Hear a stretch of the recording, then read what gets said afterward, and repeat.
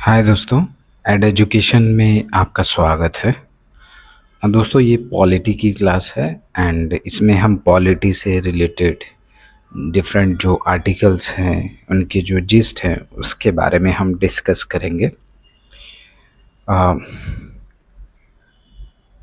दोस्तों आप चेक कर सकते हैं यहाँ पे हमारी ये जो पॉलिटी की इंडेक्स है इसमें हम क्या डिस्कस करने वाले हैं। जैसे सैलेंट फीचर्स हैं, शेड्यूल्स हैं, sources of constitution, preamble, union and it's territories, citizenship के बारे में, fundamental right, DPSP, fundamental duties, amendment of the constitution, basic structure, federal system क्या है, इमरजेंसी प्रोविज़न, सेंट्रल और स्टेट के बीच की relation, inter state relation, executive legislature power, judiciary, local government, okay. And UTs के बारे में हम डिस्कस करेंगे। कॉन्स्टिट्यूशनल बॉडीज़ क्या हैं, नॉन कॉन्स्टिट्यूशनल बॉडीज़ क्या हैं, कुछ मिसलिनियस टॉपिक है और इसकी हिस्टोरिकल बैकग्राउंड क्या है इसके बारे में हम डिस्कस करेंगे दोस्तों। एंड तो दोस्तों हम स्टार्ट करते हैं हमारे इस वीडियो को। चेक करते होंगे आप जो साइलेंट फीचर है कॉन्स्टिट्यूशन का, यानी ये सबसे हमारा जो कॉन्स्टिट्यूशन है, कॉन्स्टिट्यूशन ऑफ इंडिया, सबसे लेंथीएस्ट रिटन कॉन्स्टिट्यूशन है।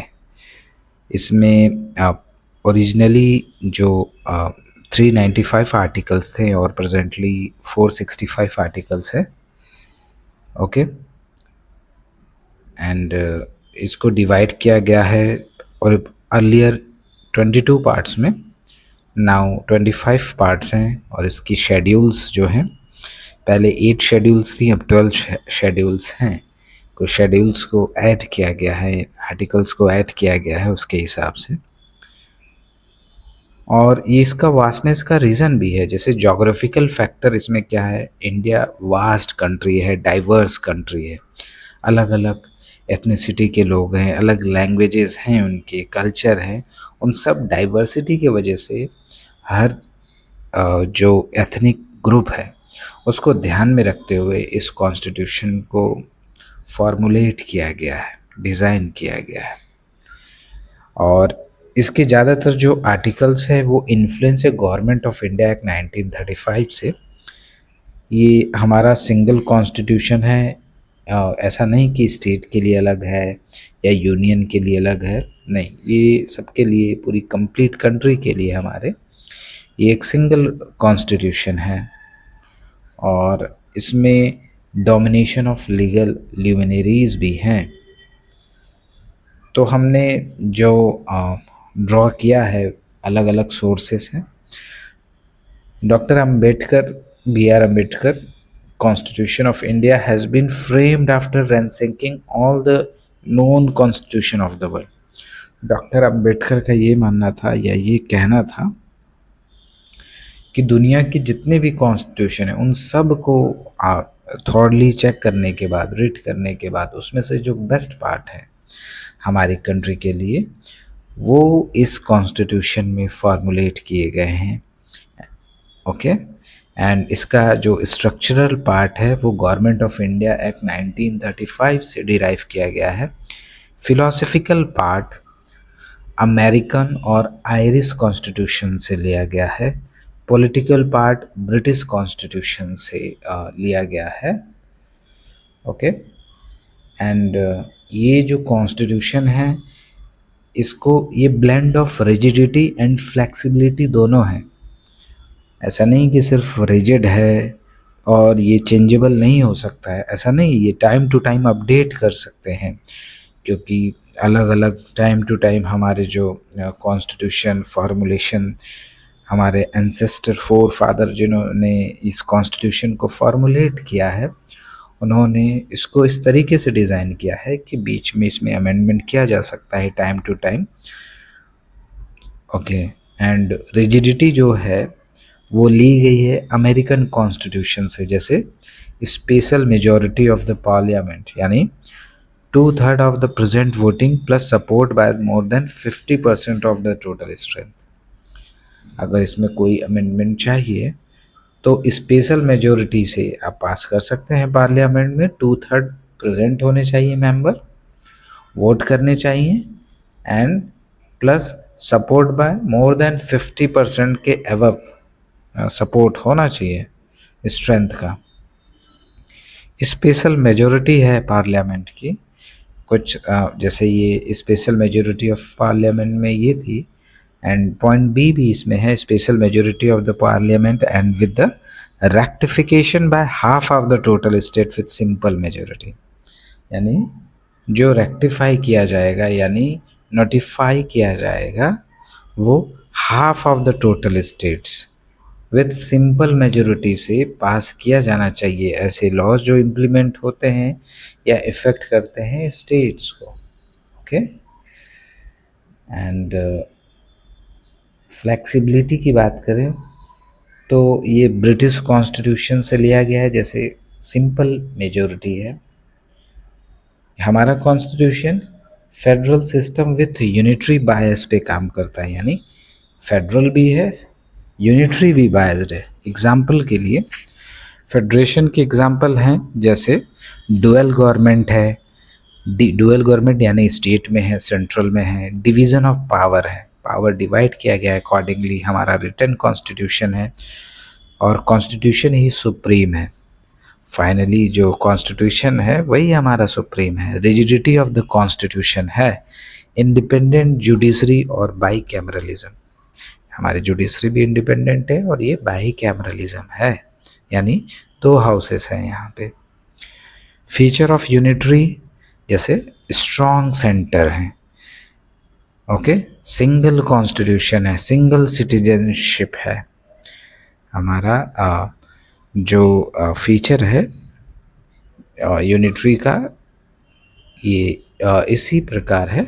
एंड इंटीग्रेशन ऑफ जुडिशरी है, appointment of the governor, governor को अपॉइंट किया जाता है सेंट्रल के द्वारा। ऑल इंडिया सर्विसेज है, इमरजेंसी प्रोविज़न, यानी सेंट्रल गवर्नमेंट चाहे तो इमरजेंसी लगाएगी। तो ये सारे जो फीचर हैं वो यूनिटरी के हैं। Strong centre, single constitution, single citizenship, integration of judiciary, appointment of governor and all India services, emergency provision. हमारे यहाँ पार्लियामेंट्री फॉर्म ऑफ गवर्नमेंट भी है, कोऑपरेशन है and coordination between legislature and executive organ के बीच में। Features हैं, इनके कुछ फीचर्स हैं, जैसे presence of nominal and real executive, majority party rule करती है।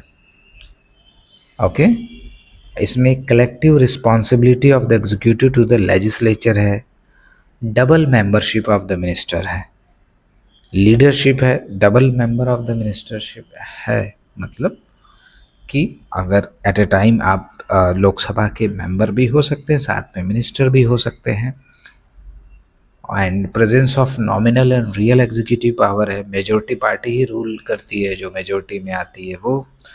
डबल मेंबरशिप है, leadership of the prime minister और द चीफ मिनिस्टर, यानी लोकसभा में लीडरशिप होगी प्राइम मिनिस्टर की एंड स्टेट असेंबलीज में chief minister.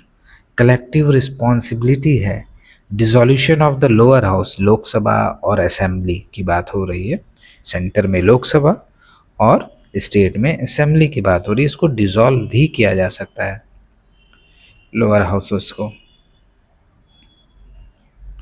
And fifth point है synthesis of parliamentary sovereignty and judicial supremacy, यानी इसमें जो जुडिशियल सुपरमेसी है साथ ही साथ सॉवरेन भी है हमारा कॉन्स्टिट्यूशन जैसे। और ये synthesis between the British principle of parliamentary sovereignty से लिया गया है, यानी एंड अमेरिकन प्रिंसिपल में जुडिशियल सुप्रीम है, सुपरमेसी है, लेकिन ब्रिटिश में पार्लियामेंट्री जो सॉवरेन है, ये दोनों वहाँ से हमारी फीचर ऐड किए गए हैं। जुडिशियल पावर भी, जो जुडिशियल रिव्यू की पावर है वो यूएस यूनाइटेड स्टेट्स के फीचर से लिया गया है। Constitutional amendment power with parliament के पास कॉन्स्टिट्यूशनल को अमेंड करने की भी पावर है। जैसा हमने बताया ये फ्लेक्सिबल है, and integrated and independent judiciary है, जैसे सुप्रीम कोर्ट, जो इसको बोलते हैं guarantor of the fundamental right of the citizen and guardian of the constitution. Supreme court जो है वो फंडामेंटल राइट का गारंटर है, citizens and the guardian of the constitution भी उसको बोलते हैं सुप्रीम कोर्ट को।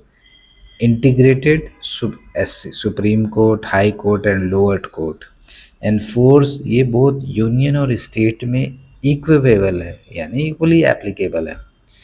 इंडिपेंडेंट की बात करें तो सिक्योरिटी ऑफ टेन्योर ऑफ जजेस of supreme court and high court, उनके एक्सपेंसेस हैं high court and supreme court की सैलरी वगैरह, and are charges on the consolidate fund of India. Consolidate fund of India के थ्रू जो security और इनकी जो security of tenure of the जजेस हैं, और जो जजेस हैं सुप्रीम कोर्ट हाई कोर्ट हैं के, इनकी जो पेमेंट होती हैं, जो सैलरीज वगैरह होती हैं, वो कंसोलिडेटेड फंड ऑफ इंडिया से ट्रांसफ़र होती हैं। कुछ फंडामेंटल राइट्स भी दिए गए हैं सिटीजन के लिए, आर्टिकल 12 to 35, जैसे राइट टू इक्वालिटी आर्टिकल 14 से 18 में, right to freedom article 19 to 22, right against exploitation 23-24 में, right to freedom of religion यानी किसी भी धर्म को मानने की आज़ादी आर्टिकल 25 से 28 में, कल्चरल और एजुकेशनल राइट यानी आप किसी कल्चर को फॉलो कर सकते हैं और एजुकेशन आपका अधिकार है, ये आर्टिकल 29-30 में, right to constitutional remedies article 32, fundamental rights aim to promote political democracy, जो फंडामेंटल राइट है वो पॉलिटिकल जो डेमोक्रेसी है उसको बरकरार रखने के लिए ये दी गई है, प्रोवाइड कराई गई है कि सिटीजन के साथ एट्रोसिटीज़ ना हो पाए। Okay, fundamental rights are enforceable by courts through writs. High court और सुप्रीम कोर्ट्स की रिट्स होती हैं, उसके बारे में भी हम बात करेंगे। उनके थ्रू आप फंडामेंटल राइट को एनफोर्स कर सकते हैं, एनफोर्स कराया जाएगा। पॉइंट नंबर 8 है directive principle of the state policy. Article जो पार्ट 4 है उसमें आर्टिकल 36 to 51 में डीपीएसपी का कॉन्सेप्ट है, ये गाइडेंस है स्टेट के लिए। स्टेट के लिए कोई भी रूल इम्प्लीमेंट करने के लिए, कि वेलफेयर ऑफ द स्टेट के लिए, नॉन जस्टिसेबल नेचर में होती है ये डीपीएसपी, यानी इसको लेके कोर्ट में नहीं आप जा सकते हैं। ये इस्टेब्लिश वेलफेयर स्टेट को, यानी एक वेलफेयर स्टेट कैसा होगा और आप जो भी रूल्स बनाएंगे इनके इस डीपीएसपी उन रूल में गाइडेंस प्रोवाइड करेगी। इसके थ्रू आप ideal of social and economic democracy society में रहे उसको आप मेज़र करेंगे। इसको 3 कैटेगरीज में डिवाइड किया गया है, socialist, Gandhian and liberal intellectual principles पे। फंडामेंटल जो ड्यूटीज़ हैं हमारी पार्ट 4A में आर्टिकल 51 टोटल, इसमें ये सर्व करता है as a reminder that right and duties are correlated. 42nd constitutional amendment act 1976 के थ्रू इसको ऐड किया गया था स्वर्ण सिंह कमेटी के रिकमेंडेशन पे। Addition of one more fundamental right, यानी एक और fundamental right 86 constitutional amendment act 2002 में ऐड किया गया था, जिसको राइट टू एजुकेशन बोलते हैं। And non justiciable in nature है ये फंडामेंटल ड्यूटीज़ भी। ओके, पॉइंट नंबर 10 है सेक्युलर स्टेट, यानी हमारे जो स्टेट है उसका कोई ऑफिशियल रिलीजन नहीं है। State in the sense country की बात हो रही है, हमारी जो कंट्री है उसका कोई ऑफिशियल रिलीजन नहीं है। वेस्टर्न कॉन्सेप्ट ऑफ सेकुलरिज्म अलग है, वेस्टर्न कॉन्सेप्ट ऑफ सेकुलरिज्म में complete separation between religion and the state. Okay, यानी स्टेट और रिलीजन में कंप्लीटली डिफरेंस है। स्टेट अपना काम करेंगे और रिलीजन अपना काम करेंगे। जो रिलीजियस ऑर्गेनाइजेशन है उनमें कंप्लीटली डिफरेंस है। हमारा इंडियन कॉन्सेप्ट ऑफ सेकुलरिज्म, यानी हम इस बात पे सहमत हैं या हमारे फोरफादर्स ने इसको इस तरीके से डिज़ाइन किया गया इंडियन कॉन्सेप्ट ऑफ सेकुलरिज्म कि जितने भी रिलीजन हैं, रिलीजियस ग्रुप हैं, माइनॉरिटीज़ हों या उनकी संख्या मिनिमम ही क्यों ना हो, उन सब का जो राइट है वो प्रोटेक्ट किया जाएगा। हर किसी के रिलीजन को इक्वल रिस्पेक्ट दिया जाएगा। और जो वर्ड है सेक्युलर वो ऐड किया गया था प्रियम्बल में 42nd अमेंडमेंट में। ओके, 42nd कॉन्स्टिट्यूशनल अमेंडमेंट 1976 में इसको ऐड किया गया था। और ये जो वर्ड सेक्युलर है ये सिर्फ प्रियम्बल में मेंशन तो है, लेकिन उसके जो इफ़ेक्ट्स हैं वो हमारे कॉन्स्टिट्यूशन में ऑलरेडी प्रेजेंस है। वो रिफ्लेक्ट होते हैं प्रियम्बल के आर्टिकल 14 में, 15, 16, 25 to 30, आर्टिकल 44 में। ओके, एंड पॉइंट नंबर 11 है यूनिवर्सल एडल्ट फ्रेंचाइजी। ओके, यानी वोटिंग एज की बात हो रही है। सबको 1 vote, 1 person 1 vote. Okay, and whether किसी भी जेंडर के हों उनको कम्प्लीटली वोट देने का अधिकार होगा और एक सिटीज़न का, एक पर्सन का एक वोट कंसिडर किया जाएगा। एंड जो वोटिंग एज है वो 18 रिड्यूस किया गया था 21 से, आर्टिकल 61 कॉन्स्टिट्यूशनल अमेंडमेंट 1988 में। ओके, 61st कॉन्स्टिट्यूशनल अमेंडमेंट के थ्रू 1988 में ये रिड्यूस किया गया था। 21 ईयर पहले थी, उससे 18 ईयर कर दिया गया था। हमारे यहाँ सिंगल सिटीजनशिप का कॉन्सेप्ट है, यानी आप हमारे अगर इंडियन सिटीज़न हैं और बाय चांस आप किसी अदर कंट्री की सिटीजनशिप ले लेते हैं तो ऑटोमेटिकली हमारी जो इंडियन सिटीजनशिप है वो डिसबैंड हो जाएगी, आप रिमूव कर दिए जाएंगे। ओके, एंड इंडिपेंडेंट बॉडीज़ हैं हमारे यहाँ, जैसे इंडिपेंडेंट बॉडीज़ किस लिए, bulwark of the democratic system, election commission, union public service, CAG है। इन सब को जो हमारा डेमोक्रेटिक सिस्टम है उनको मॉनिटर करने के लिए इस तरीके के इंडिपेंडेंस बॉडीज़ हैं। इमरजेंसी प्रोविज़न है, इमरजेंसी प्रोविज़न में कन्वर्जन ऑफ फेडरल स्ट्रक्चर, जैसा मैंने बताया कि ये यूनिटरी भी फीचर है जैसे इमरजेंसी प्रोविज़न। अब इसमें फेडरल स्ट्रक्चर को यूनिटरी में कन्वर्ट कर देती है ये इमरजेंसी। नेशनल इमरजेंसी आर्टिकल 352 है। ओके, स्टेट इमरजेंसी यानी प्रेसिडेंट रूल के बाद failure of the constitutional machinery in the state, article 356। अगर कोई स्टेट में कॉन्स्टिट्यूशनल मशीनरी फेल हो जाती है तो president rule, article 356। Second point है failure comply with the direction of the centre, यानी डायरेक्शन ऑफ सेंटर के नहीं मान रहे हैं उस केस में आर्टिकल 365 है। फाइनेंशियल इमरजेंसी आर्टिकल 360 है। 3 टायर गवर्नमेंट, 3 टियर गवर्नमेंट की बात 73rd कॉन्स्टिट्यूशनल अमेंडमेंट एक्ट 1992 में rural and local government added in the schedule 11 part 9। 73rd constitutional amendment 92 में हुआ था जिसमें रूरल लोकल गवर्नमेंट ऐड की गई थी शेड्यूल 11 पार्ट 9 में।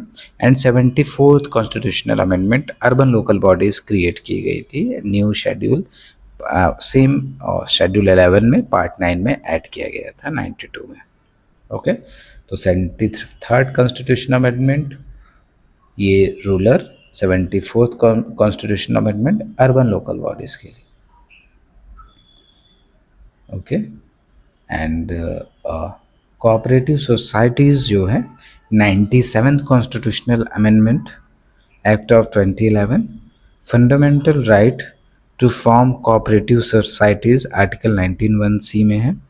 डीपीएसपी यानी directive space policy, state policy, promotion of cooperative society article 43(b) में।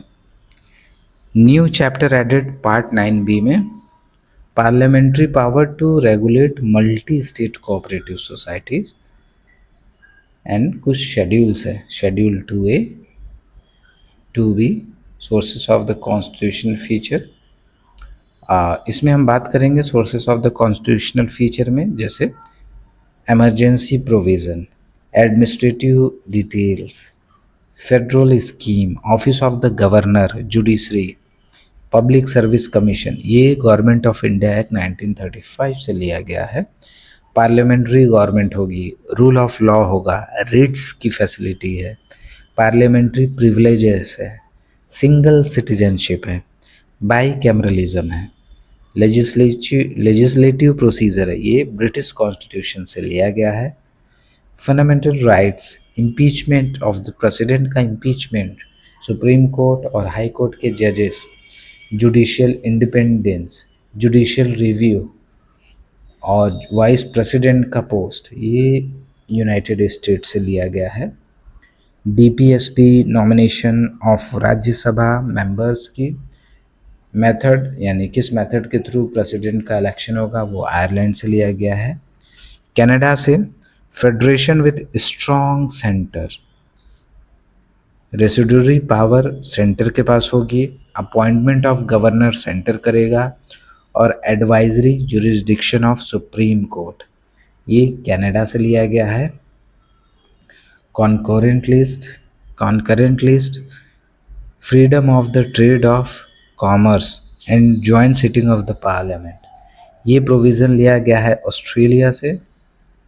एंड फंडामेंटल राइट सस्पेंड हो जाएंगी ड्यूरिंग एमरजेंसी, ये जर्मन कॉन्स्टिट्यूशन से, जिसको वेमर कॉन्स्टिट्यूशन बोलते हैं, वहाँ से लिया गया है। Fundamental duties, ideal of the justice, social, political, economical preamble में, ये यूएसएसआर से लिया गया है।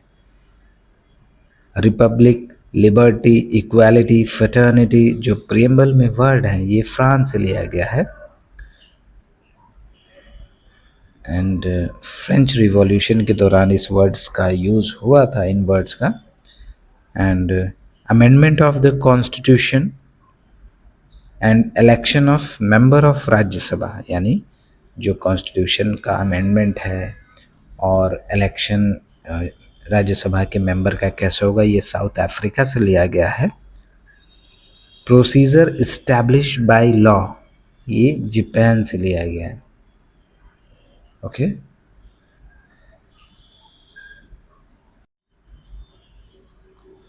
दोस्तों, इस वीडियो में इतना ही करते हैं।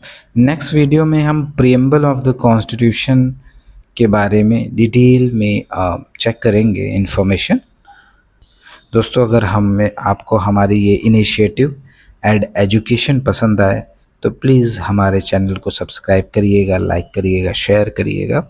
हमारी कोशिश होगी कि हम टाइम टू टाइम इम्प्रूव करें अपनी क्वालिटीज़ को, और हम ये भी रिक्वेस्ट करेंगे और ये भी चाहेंगे, प्रे करेंगे कि आप भी खुद को इम्प्रूव करें, टाइम टू टाइम अपडेट करें इन्फॉर्मेशन, पीसीएस हो चाहे यूपीएससी हो, उसके रिलेटेड जो इन्फॉर्मेशन है, हमारी कोशिश होगी। लैंग्वेज हमारा डुअल होगा, मोस्टली हमारी यही कोशिश होगी कि ब्लेंड ऑफ इंग्लिश और हिंदी, इन दोनों में ही, इंग्लिश लैंग्वेज में ही हम कोशिश करेंगे बात करें मोस्टली।